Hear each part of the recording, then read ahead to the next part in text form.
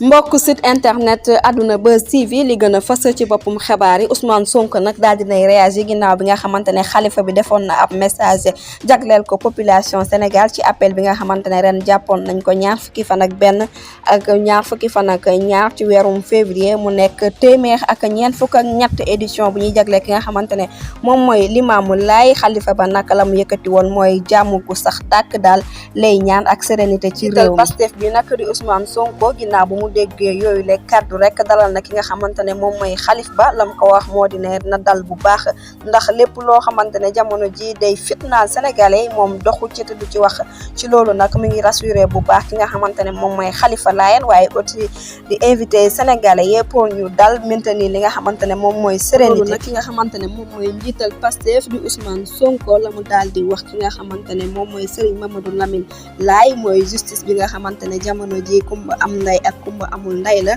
nekk na mbir moo xamante ne lu ko jaaxal lool la ba tax ñenn ci sénégalais yi ñi ma wutunoo nelaw ba yandoor waaye ki nga xamante ne moom mooy Mamadou Lamine Laye lam daal di xamal maire bu Ziguinchor bi rek moo di dem bu mu tiita bu mu ragal ndax fii moom yàlla la lépp lu am rek yàlla la te lépp lu yàlla namu ci jaamam rek